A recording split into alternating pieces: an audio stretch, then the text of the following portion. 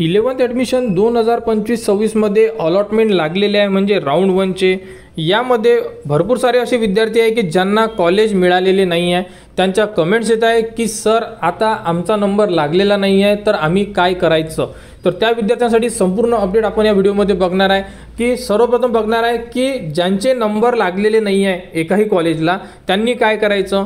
त्यानंतर ज्या विद्यार्थ्यांना 2 नंबर ते 10 नंबरच्या सिक्वेन्सनुसार जर कॉलेज मिळालं त्यांनी काय करायचं, या संदर्भात संपूर्ण अपडेट आपण या व्हिडिओमध्ये बघणार आहे। तर व्हिडिओ शेवटपर्यंत बघा आणि चॅनलवर नवीन असाल तर चॅनलला सबस्क्राइब करायला विसरू नका, कारण की 11 बद्दल संपूर्ण अपडेट आपल्या चॅनलवर देणे सुरू आहे।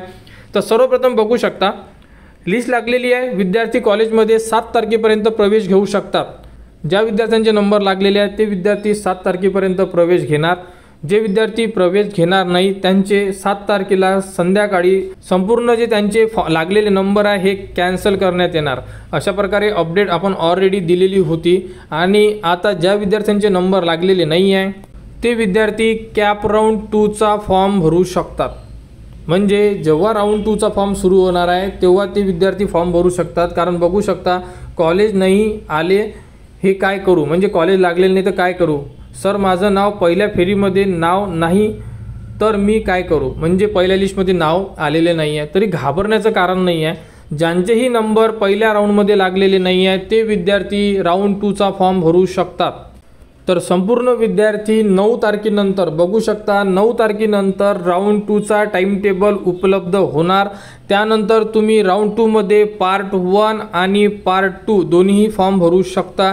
ज्या विद्यार्थ्यांचा पार्ट 1 ओके असेल, म्हणजे कोणतीही अडचण नसेल, फॉर्म बरोबर आहे परंतु नंबर लागलेला नाही आहे, ते विद्यार्थी डायरेक्ट पार्ट 2चा फॉर्म भरू शकतात। म्हणजे कॉलेजचे नाव ॲड करू शकतात। काही विद्यार्थी कॉलेज डिलीट करून परत नवीन कॉलेज टाकू शकतात, किंवा ज्या विद्यार्थ्यांना जे जुने कॉलेज टाकले होते राऊंड 1 मध्ये तेच कॉलेज टाकायचे असेल तर ते कॉलेजसुद्धा तुम्ही परत टाकू शकता। आणि ज्यांनी आतापर्यंत रजिस्ट्रेशनच केलेलं नाही आहे, कोणत्याही प्रकारची नोंदणी केलेली नाही आहे, ते विद्यार्थी पार्ट 1 आणि पार्ट 2 दोन्हीही भरू शकतात।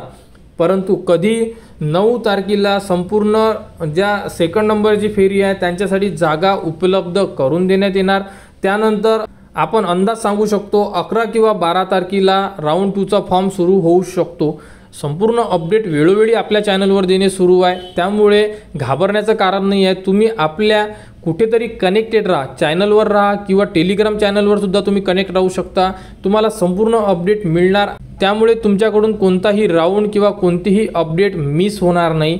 आणि 11th राऊंडमध्ये कोणत्याही विद्यार्थ्याला जर अडचण असेल तुम्ही कमेंटसुद्धा करू शकता, त्यावरती सुद्धा माहिती देण्यात येणार।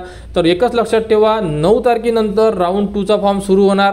यामध्ये संपूर्ण विद्यार्थी फॉर्म भरू शकतात, फक्त एकच विद्यार्थी फॉर्म भरू शकणार नाही, तो म्हणजे ज्या विद्यार्थ्याला 1 नंबरचे ऑप्शन लागलेले आहेत तर ते विद्यार्थी राऊंड 2चा फॉर्म भरू शकणार नाही आहे। त्यामुळे 1 नंबरचे कॉलेज ज्यांनाही लागलेले आहे त्यांनी कॉलेजला जाऊन प्रवेश घ्यावा, कारण तुम्ही राऊंड 2 मध्ये इलिजिबल नाही आहे। बाकी संपूर्ण विद्यार्थी राऊंड 2 मध्ये इलिजिबल राहणार आहे।